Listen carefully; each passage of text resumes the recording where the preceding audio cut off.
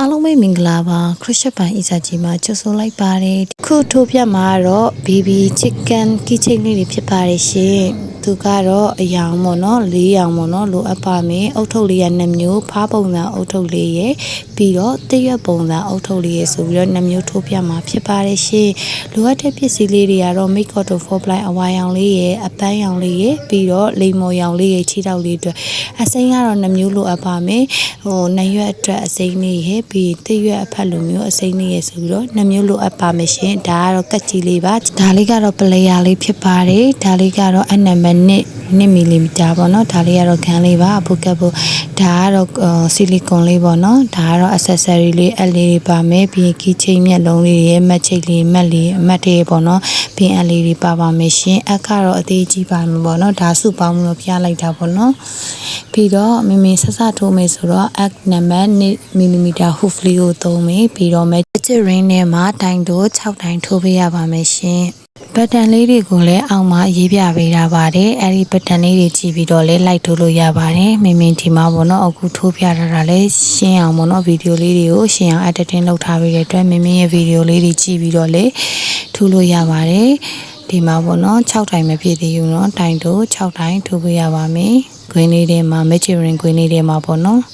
ဒါဆိုရင်ဆွဲစုလိုက်မယ်ချီစလေးကို6တိုင်ပြီးဆိုဆွဲစုပြီးတော့မင်းစားခဲ့တယ်ပေါ့နော်တိုင်တူလေးနဲ့ချိတ်လိုက်မယ်ပေါ့နော် slit stitch လုပ်လိုက်ပါမယ်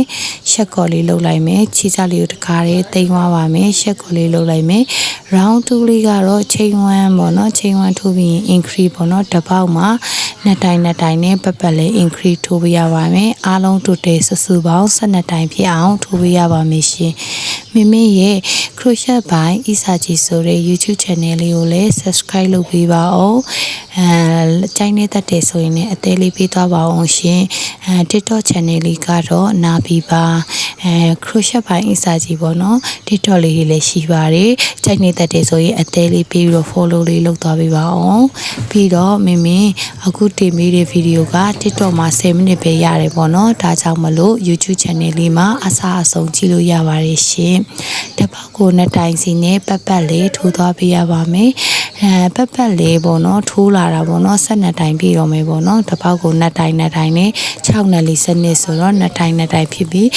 ဆိုတာနဲ့မင်း slit stitch ပြန်လုပ်မယ်ရှက်ကော်လေးလုပ်လိုက်ပါမယ်ရှင်ဒါဆိုရင် round 2လေးပြီးသွားပြီပိုနေတဲ့ခြေစားလေးကိုခုနခြေစားသိမ်းနဲ့ပိုဆိုနေတဲ့ခြေစားလေးကိုကတ်ကြီးလေးနဲ့ညက်ဖြတ်လိုက်ပါမယ်ရှင်round 3လေးကတော့ chain 1တက်မယ်ပြီးရင်တိုင်တိုထိုးမယ်တိုင်ဝါတစ်တိုင်ထိုးမယ်အားလုံးပေါင်းပတ်လေး18တိုင်ပြအောင်ထိုးပေးရမှာမယ်ဒီမှာတိုင်တိုထိုးမယ်ပြီးရင်တိုင်ဝါတစ်တိုင်ပေါ့နော်အဲ့လိုနဲ့တိုင်တိုထိုးလိုက်တိုင်ဝါထိုးလိုက်အဲ့လိုနဲ့ပတ်လေးအားလုံးပေါင်းတိုင်တို18တိုင်ပြအောင်ထိုးပေးရပါမယ်မင်းရဲ့စကားပြောတာမြန်တာတို့မရှင်းတာရှိရင် comment လေးမှာဝင်ရောက်မေးမြန်းလို့ရပါတယ်မင်းစိတ်ရှိလက်ရှိနဲ့အသေးစိတ်ပြန်ပြီးရှင်းပြပေးပါမယ်ရှင်ဒီမှာပေါ့နော်မင်းထိုးလာလိုက်တာဒီဘက်တစ်ဝက်ရောက်သွားပြီနောက်တစ်ဝက်ကိုတော့ထိုးပြမှာပဲဒီမှာပေါ့နော်တိုင်တိုတိုင်းပြီးတော့ increase နဲ့ထိုးလာတာဒီမှာပေါ့နော်နောက်ဆုံးတိုင်းကိုကြတော့တိုင်မွားလေးနဲ့အဆုံးသတ်လိုက်ပါမယ်အဆုံးသတ်လိုက်ပြီးဆိုတာနဲ့ပေါ့နော်နောက်တစ်ခါထပ်ထိုးပြီးအဆုံးသတ်လိုက်မယ်ပြီးရင် stitch ရှက်ကော်လေးနဲ့ပေါ့နော်ရှက်လိုက်ပါမယ်ဒါဆိုရင် round 4တက်ပါမယ် chain 1ထိုးမယ်ပြီးကြရင်တိုင်တို2တိုင်ပြီးတော့တိုင်ဝါတစ်တိုင်နဲ့ပတ်လေး24တိုင်ပြည့်အောင်ထိုးပေးရပါမယ်ဒီမှာတိုင်ဝါလေးထိုးမယ်ဒါဆိုရင်နောက်တစ်ခါတိုင်တိုပြန်ထိုးမယ်နောက်တစ်ပေါက်မှာပေါ့နော်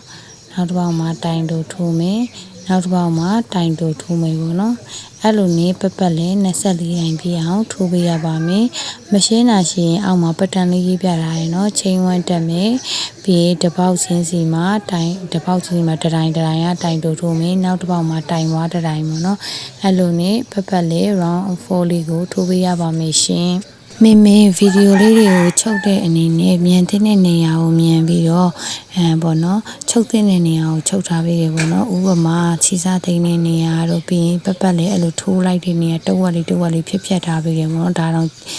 အကုန်လုံးအစအဆုံးမင်းပေါ့နော်မိနစ်30တောင်ကျော်သွားတယ်ပေါ့နော်ဒါကြောင့်မို့ချုပ်ထားပေးပါတယ်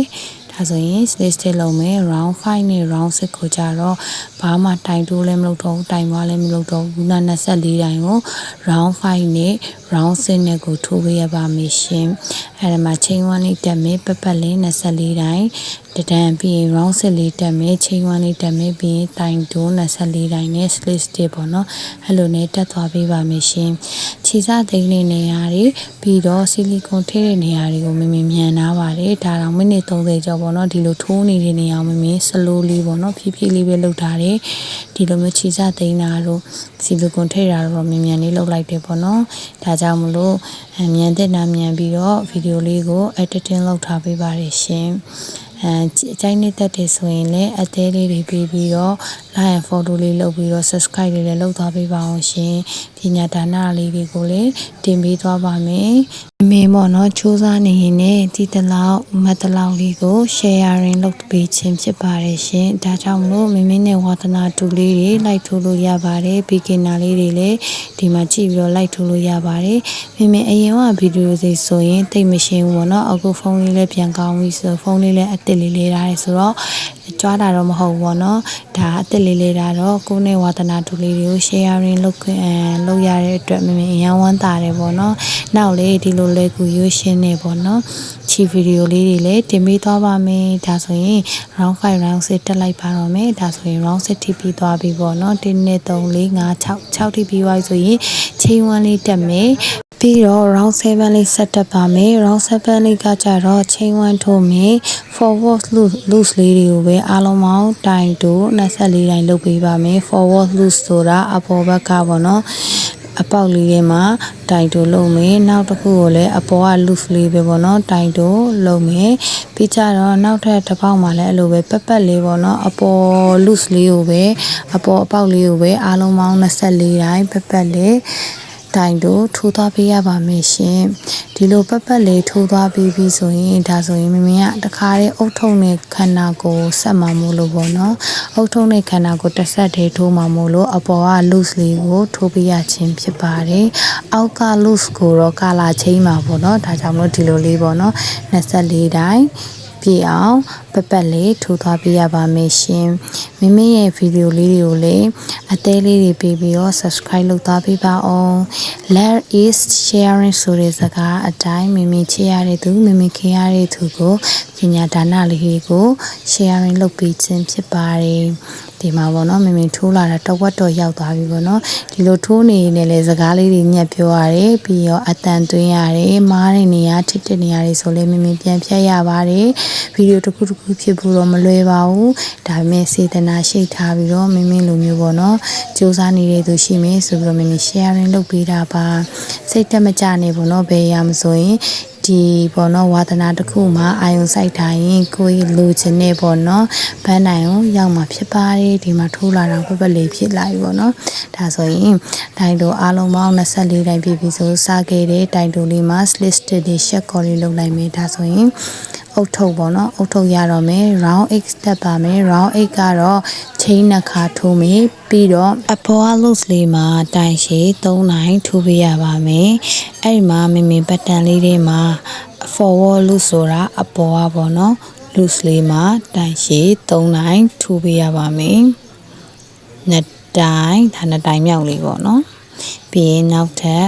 ဒီ forward loose လေးမှာပဲနောက်ထပ်တိုင်ရှည်ထိုးပေးမယ်3နိုင်ပြည့်သွားပြီဆိုရင် back work လူပြန်သွားမယ်အောက်ကပေါ့နော်နောက်တစ်ပေါက်ရေအောက်က loose လေးမှာတိုင်ရှည်3နိုင်အဲ့လိုတက်လက်စီပေါ့နော်ဒါကအုတ်ထုတ်ရဲ့အကွတ်လေးကွတ်တဲ့သဘောမျိုးပေါ့နော်အုတ်ထုတ်ရဲ့အကွတ်လေးတွေကွတ်သွားပေးခြင်းဖြစ်ပါတယ်အပေါ်က loose မှာတိုင်ရှည်3နိုင်အောက်က loose မှာတိုင်ရှည်3တိုင်နဲ့ပတ်လေးအတွန်းလေးထိုးသွားပေးရပါမယ်ရှင်အုတ်ထုတ်ရဲ့အတွန်းလေးတွေပတ်လေးဖြစ်သွားပါမယ်အားလုံးပေါင်းအုတ်ထုတ်အတွန်းလေး24တိုင်းဖြစ်သွားပါမယ်ဒီလိုမျိုးဖြစ်သွားပြီဆိုတာနဲ့မိ body ထိုးမယ်ပေါ့နော်ဒါကတော့မပြီးသေးဘူးပေါ့နော်အတွန်းလေးတွေထိုးပေးရပါမယ်ဒါဆိုရင်ဒီမှာတတွန်းလေးပေါ့နော်အောက်မှာအတွန်းဖြစ်သွားမယ်အပေါ်တတွန်းအောက်တတွန်းနဲ့ပတ်လေး24တိုင်းထိုးပေးရပါမယ်ရှင်မိရဲ့ဗီဒီယိုလေးတွေကပေါ့နော်နည်းနည်းတော့ရှိတယ်ဒါပေမဲ့လေအသေးစိတ်လေးတွေပြောပြပေးတဲ့အတွက်ဝါသနာတူလေးတွေလိုက်ထိုးလို့ရပါတယ်မိဒီလိုချီထိုးတဲ့နေရာတွေကိုဖြည်းဖြည်းနဲ့မှန်မှန်လေးပြောပြပေးသွားပါတယ် မိမိနဲ့ဝါသနာတူလေးလိုက်ထိုးစီချင်ပါတယ်မိမိနဲ့အခုမှစူးစမ်းနေသေးပါဒီတက်ကောင်းတဲ့ဗီဒီယိုလေးတွေအရန်ကိုလက်ကူရွှေရှင်နဲ့ချီလေးတွေထိုးပြီးတော့မိမိ vlog လေးတွေပညာဒါနတင်ပေးပါမယ်မိမိရဲ့ channel လေးကိုလည်း subscribe လုပ်ပေးဖို့မမေ့နဲ့နော် crochet by အစာကြီးပါဒီလိုနဲ့ပတ်လေးအတွန်လေးတွေထိုးလိုက်တာဟုတ်ရဲ့အတွန်လေးတွေဖြစ်သွားပါပြီဒီမှာလက်ချံပေါ့နော်နှစ်ပေါက်လေးချံမယ်အပေါ်က forward loose လေးပေါ့နော်အပေါ်ကအပေါက်လေးကို DC 3ကတိုင်ရှိ3ကလုပ်မယ်ပြီးရင်တိုင်ရှိ3ကပြီးသွားတာနဲ့အောက်က loose လေးပေါ့နော်အောက်က loose လေးကိုလေ DC တိုင်ရှိ3ကလုပ်မယ်အဲ့လိုနဲ့ပတ်လေးထိုးထားလိုက်ပြပေါ့နော်အားလုံးပေါင်း24တိုင်းဆိုတော့အုတ်ထုပ်ရဲ့အတွန်လေးတွေပြီးသွားပါပြီရှင်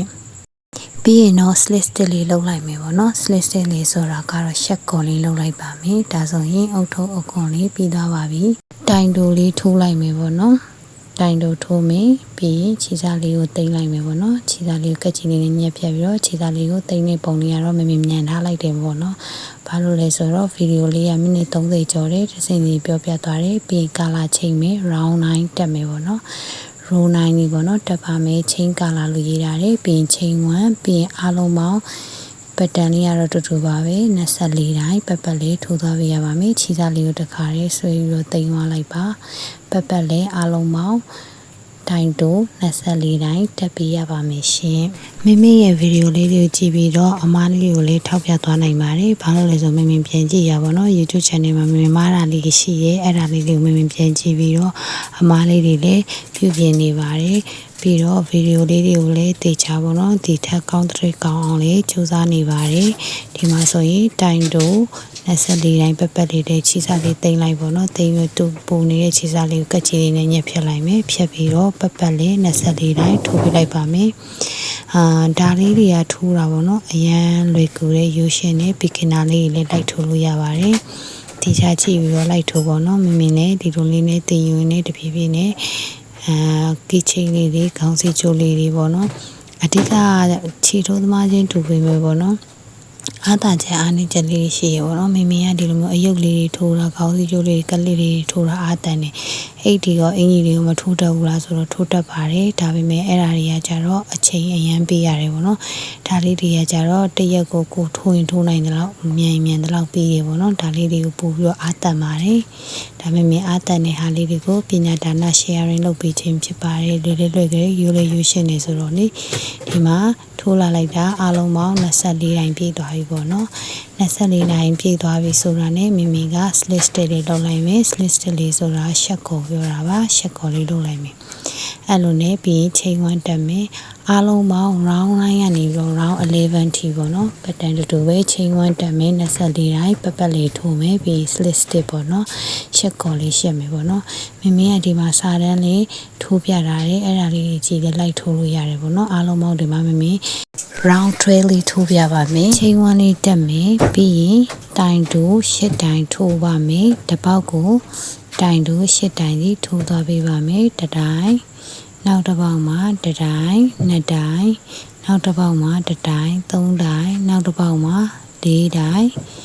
အားလုံးပေါင်း8တိုင်ပေးအောင်ထိုးပေးရပါမယ်ရှင်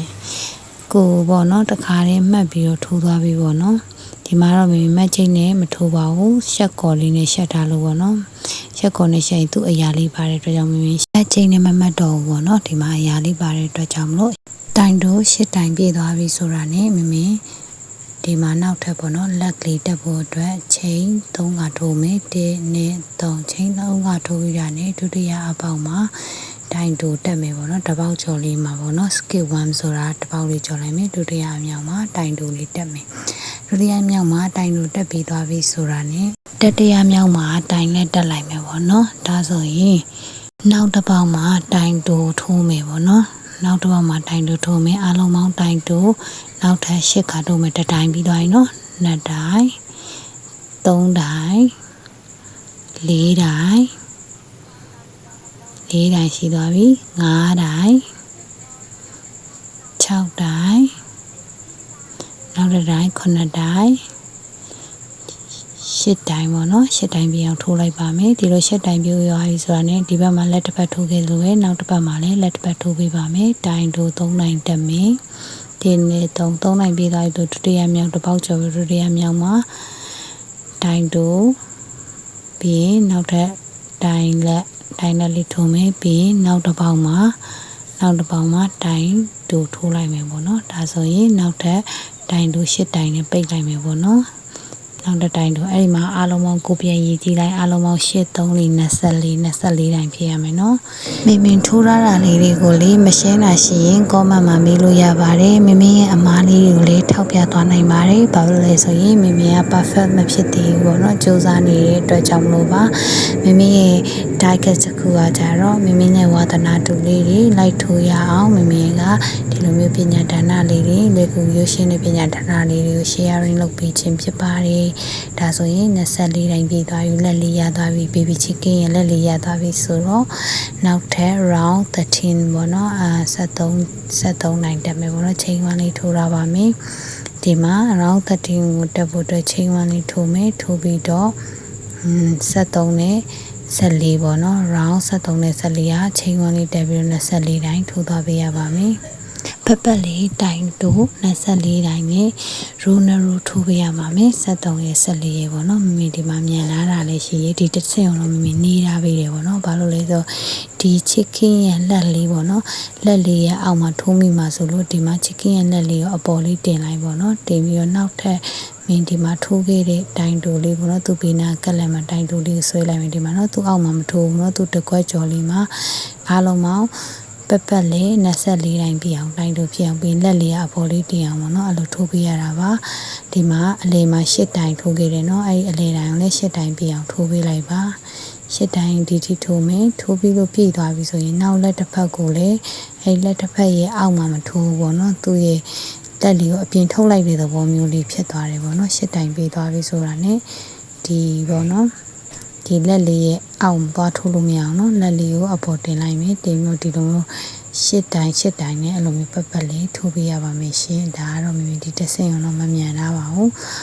အားလုံးပေါင်း24တိုင်ဖြစ်အောင် round 13ပေါ့နော်73တိုင်လေးကို73မြောက် round လေးကိုမိတိတိကျကျဖြည်းဖြည်းနဲ့မှန်ထိုးပြရပါတယ် round 14ကတော့မိမြန်လာပါတယ်ပေါ့နော်ဘာလို့လဲဆိုတော့pattern လေးတူလို့ပါ pattern လေးတူတဲ့အတွက်ကြောင့်မို့မင်းအားလုံးပေါင်း24တိုင်ပြအောင်ထိုးပေးလိုက်မယ်ပြီးချိန်ဝန်းလေးနဲ့တက်တယ်ပေါ့နော်ဒီမှာပေါ့နော်ဒါဆိုရင်လက်လေးဖြစ်သွားပြီပေါ့နော်နောက်လက်တရိုးထပ်တက်ရအောင်ပေါ့နော်ဒီမှာထပ်တယ်မယ်ပတ်လေးတက်ပြရမယ်နော်ပတ်လေးပြည့်သွားပါပြီဒီမှာနည်းနည်းလေးကျန်တဲ့ဥစ္စာလေးမိဖြတ်ထားရနော်ဒီလိုမျိုးဖြစ်သွားပြီဆိုတော့ ਨੇ တတိုင်းနဲ့တိုင်းလေးကျန်တာပေါ့နော်ဆက်ထိုးလိုက်မယ်ပြီးရှက်ကော်လေးနဲ့ရှက်လိုက်မယ်အဲ့ဒါဆိုရင် round 14နဲ့73နဲ့14ပြီးသွားပြီပေါ့နော်နောက်တစ်တိုင်းတိုင်တူထိုးမယ်ပြီး round 15တက်မယ်ပေါ့နော်ဒါဆိုရင်ဒီမှာတိုင်တူတစ်တိုင်းနောက်ထပ်တိုင်တူ2တိုင်နောက်ထပ်တိုင်တူ3တိုင်တိုင်တူ4တိုင်တိုင်တူ5တိုင်တိုင်တူ6တိုင်ဒါ round 15ထိုးနေပြီပေါ့နော်တိုင်တူ9တိုင်ထိုးပေးရမှာမယ်အဲ့ဒီမှာမရေးထားတဲ့ BOC ဆိုတာကဘာလဲဆိုတော့ပေါ့နော်ခြေထောက်လေးထိုးမှာပေါ့နော်ဒါဆိုတော့ဘာလုပ်မလဲဆိုတော့ဒီမှာပေါ့နော်ခြေထောက်လေးထိုးဖို့တော့ကိုနောက်တစ်တိုင်းတက်ပြီးတော့9တိုင်ပြည့်သွားပြီဆိုကာလာလေးချိန်မယ်ခြေထောက်လေးလိမ့်မောင်အောင်လေးပေါ့နော်ချိန်မယ်ဒါလေးကိုဒီခြေစားလေးကိုဆွဲလိုက်တယ်ဆွဲပြီးတော့ဒီနောက်တစ်ပေါက်မှာပေါ့နော်ခြေတိုင်လေးတက်ပြီးတိုင်ရှည်လိုမျိုးတိုင်လေးပေါ့နော်9တိုင်မထုတ်ဘူးနော်ခြေစားမထုတ်ဘဲနဲ့တတိုင်းရစ်တယ်ပြီး3တိုင်ပြီးရင်နောက်ထပ်တတိုင်းရစ်တယ်4တိုင်အားလုံးပေါင်း9တိုင်ပြည့်အောင်ထိုးပါမယ်ခြေထောက်လေးပြည့်သွားပြီဆိုတာ ਨੇ ဒီပေါ့နော်လိမ္မော်ရောင်ခြေလေးကိုဆွဲလိုက်တယ်ဆွဲပြီးတော့ဒီလိုမျိုးလေးတတိုင်းပြည့်သွားပြီဆိုရင်အဝါရောင်ခြေလေးကိုဆွဲလိုက်ရတယ်မဆွဲကြည့်မနဲ့ slit stitch လေးပေါ့နော်ဒီလိုမျိုးလေးပေါ့နော်အဝါရောင်ခြေလေးကိုဆွဲလိုက်တယ်ပြီးရင်ဒီမှာဒီဥစ္စာလေးနဲ့သိမ်းလိုက်တယ်ဒါဆိုရင်ခြေထောက်တစ်ဖက်ရသွားမယ်ပေါ့နော်ဒါဆိုရင်ဒီမှာတိုင်တူတက်မယ်တိုင်တူ4တိုင်တက်မယ်ပေါ့နော်တိုင်တူခြေစားလေးပေါ့တခါလေးသိမ်းသွားပြီပါတိုင်တူ2တိုင် ပြီးတော့ခြေစလေးကိုတစ်ခါလေးတိမ်သွားပြီတိုင်တိုး3တိုင်းတိုင်တိုး3တိုင်းတိုင်တိုး4တိုင်းဒီနားလေးမှာတော့နည်းနည်းလေးတော့လက်ဝင်နေပေါ့နော်ဘာလို့ဆိုခြေထောက်လေးကိုတက်ရတာမို့လို့ပါဒီမှာပေါ့နော်မင်းခြေစလေးကိုတိမ်နေဒီမှာချင်းကာလာပေါ့နော်ကာလာလေးပြောင်းနေပြီးရင်ဒီမှာပေါ့နော်ခြေစလေးကိုညက်ဖြတ်ချင်နေရတယ်မညက်ဖြတ်ချင်မယ်နဲ့ဒီမှာခြေထောက်လေးတက်ပါမယ်နောက်တစ်ပေါက်မှာ BO5 ဆိုတာကျတော့တရစ်တယ်ပြီးတယ်အဲ့ဒီအပေါက်လေးမှာပဲဆွဲထုတ်တယ်နောက်တစ်ခါတရစ်အလုံးပေါင်း5ချိန်ပေါ့နော်အဲ့လိုလေးလုပ်ပေးရပါမယ်ဒီလိုမျိုးလေးနဲ့ခြေထောက်လေးကိုနောက်တစ်ဖက်ဖြစ်အောင်လုပ်ပေးပါမယ်ဒီမှာခြေထောက်လေးကိုဆွဲလိုက်မယ်ပေါ့နော်ဆွဲပြီးတော့နောက်တစ်ပေါက်မှာဒီလိုမျိုးလေးတစ်ပေါက်လုပ်ပြီးတော့အဝါရောင်ခြေလေးကိုပြောင်းလိုက်ပေါ့နော်အဝါရောင်ခြေလေးကိုဆွဲလိုက်ပါဒါဆိုရင်ခြေထောက်တစ်ဖက်ဖြစ်သွားပါပြီနှစ်ဖက်ပါပြီးတော့တိုင်းတိုး9တိုင်းထပ်တက်ပါမယ်တစ်တိုင်းနှစ်တိုင်း3တိုင်း4တိုင်း5တိုင်းအဲ့လိုနဲ့ဆွဲသွားမယ်ပေါ့နော်9တိုင်းပြည့်အောင်ပေါ့နော်6တိုင်း9တိုင်း10တိုင်း9တိုင်းပေါ့နော်9တိုင်းပြည့်အောင်ဆွဲပေးပါမယ်ပေါ့နော်ဒီမှာပြည့်သွားပြီဆိုရင် slit stitch လေးနဲ့ရှက်လိုက်မယ်ဒါဆိုရင် round 15ပြီးသွားပြီမိတခါလေး decrease လုပ်ပေးပါမယ် decrease ဆိုတာ round system မှာ decrease ပတ်လေးလုပ်ပေးပါမယ်12တိုင်းပြည့်အောင် decrease လေးတွေလုပ်ပေးပါမယ်ရှင်ဒီလိုမျိုးအပေါ် loose လေးတွေကိုနှစ်ခုဆွဲလိုက်တယ်ပြီးခြေစလေးကိုဆွဲတယ် decrease လုပ်တယ်အဲ့လိုပဲအပေါ် loose ကိုထည့်တယ်နောက်အပေါ် loose ကိုထည့်တယ်ပြီးခြေစလေးကိုဆွဲလိုက်တယ် decrease အဲ့လိုနဲ့ပတ်လေး12တိုင်း decrease လုပ်ပေးသွားရပါမယ်ရှင်ဒီခြေထောက်လေးမှာ decrease လုပ်တာနည်းနည်းတော့ဟိုစားလက်ဝင်နေเนาะဒီဘက်တစ်ကြိုဟိုဘက်တစ်ကြိုပြီးဆွဲလိုက်မယ် decrease လုပ်မယ်ပြီးအပေါ်ကမှာခြေစလေးဆွဲလိုက်မယ် decrease လုပ်မယ်ပြီးတော့နောက်တဲ့အပေါ်ကတိုင်းနောက်တဲ့အပေါ်က loose လေးဆွဲမယ် decrease လုပ်မယ်အဲ့လိုနဲ့ပတ်လေး decrease လုပ်ပြီးသွားရပါမယ်ရှင်မိမိရဲ့ဗီဒီယိုလေးတွေမှာအမပါသွားရင်လည်းထောက်ပြနိုင်ပါတယ် comment လေးတွေမှာလည်းပြောပြနိုင်ပါတယ်ရှင်မိမိ strawberry ထိုးအောင်ဆိုလဲတကွက်ကြော်ခဲ့တယ်ပေါ့နော်ဒါတော့မိမိဗီဒီယိုတွေကအရှိဖြစ်သွားတယ်ပေါ့နော်အတက်နိုင်ဆုံးအရှင်းဆုံးနေပေါ့နော်ဘယ်လိုပြောရမလဲဆိုတော့အရှင်းဆုံးလေးနဲ့အကောင်းမွန်ဆုံးမိမိရှင်းပြထားပါတယ်ဒါကြောင့်မိမိရဲ့အမားလေးပိုင်းနဲ့ထောက်ပြလို့ရပါတယ်နော်မိမိ strawberry ကိချင်းထိုးအောင်ဆိုနေတကွက်ပေါ့နော်ရေးနေတဲ့တန်လိုင်းနဲ့တကွက်ကြော်ခဲ့တယ်ပေါ့နော်ဒါပေမဲ့ comment မှာပြန်ရေးပြထားပါတယ်နော်ဒီမှာဆီလီကွန်လေးတွေထည့်ပေးပါမယ်နောက်ဆုံးဟိုးစားပဲကြံတော့တယ်ပေါ့နော်round ဆက်ခွန်ပေါ့နော်ဒါဆိုရင် chicken ရဲ့ကိုယ်လေးပေါ်သွားပြီဆိုတော့မြင်နောက်ဆုံးအကုန်လုံးကိုပတ်လေး decrease လုပ်လိုက်ပါမယ် decrease ဆိုတာပတ်လေး12တိုင်းကို decrease ထပ်လုပ်တော့6တိုင်းပဲရပါမယ်ရှင်အဲ့လိုနဲ့ပတ်လေး decrease လေးဆက်လုပ်ပေးပါထိုးရတာလွယ်ကူပြီးရိုးရှင်းပြီးတော့လိုက်ထိုးလို့ရပါတယ်ဒီမှာပေါ့နော်ပတ်လေးအားလုံးပေါင်း6တိုင်း decrease လုပ်ပေးပါမယ်ဒါဆိုရင်6တိုင်းပြည့်တော့မယ်ပေါ့နော်အဲ့လိုနဲ့ပတ်လေးလုပ်ပေးပါပြီးရင်တော့ခြေစလေးကိုညက်ဖြတ်ပြီးတော့ခြေစသိမ်းပြီးလိုက်ပါဒါဆိုရင်ချစ်ကန်ရဲ့ကိုယ်လေးရသွားပါပြီရှင်ကိုယ်လေးတွေရောလက်လေးတွေရောဒါကတော့ body လေးထိုးတာဖြစ်ပါတယ်လက်ကိုရွှေရှင်းတဲ့အတွက် beginner လေးလိုက်ထိုးလို့ရပါတယ်အဲ့တော့နရွက်ထိုးမှာမယ်အနံမန်နှစ်ပါဒါကချစ်ကန်ရဲ့နရွက်လေးထိုးဖို့ measuring လေးလုပ်မယ်ပြီးတော့တိုင်းပေါ့နော်တိုင်တိုး6တိုင်း measuring လေးထဲမှာထိုးပေးရပါမယ်ဒီမှာခြေစလေးကိုဆွဲလိုက်တယ်တစ်တိုင်းနောက်ထပ်အဲ့ဒီတိုင်ထဲမှာပဲ2တိုင်းနောက်ထပ်အဲ့တိုင်လေးတွေကိုထည့်ပြီးတော့3တိုင်းနောက်ထပ်အဲ့ဒီထည့်မယ်4တိုင်းအလုံးပေါင်းပတ်နဲ့အဲ့ဒီ measuring ထဲမှာ6တိုင်းပြည့်အောင်ထိုးသွားပေးရပါမယ်ရှင်တကယ်လို့အဲ့ဒီ6တိုင်လေးပြည့်သွားပြီဆိုရင်1နဲ့3 1နဲ့3 4 5 6တိုင်ပြည့်သွားပြီခြေစလေးကိုဆွဲဆုပ်လိုက်မယ်ဆွဲဆုပ်ပြီးသွားပြီဆိုရင်တော့နှစ်ရွက်တစ်ဖက်ရသွားပါပြီဒါဆိုရင်ကက်ကြီးလေးနဲ့ညှက်ဖြတ်လိုက်ပါမယ်ဒါဆိုနှစ်ရွက်တစ်ဖက်ပါအဲ့လိုနဲ့နောက်တစ်ဖက်လေးကိုလည်းထိုးပေးရပါမယ်ဒီမှာပါတစ်ဖက်ရသွားပြီနော်ပြီးရင်ဒီမှာနောက်တစ်ဖက်နှစ်ဖက်ပြည့်သွားပြီဆိုရင်မင်းဒီမှာတက်ပြမယ်ပေါ့နော်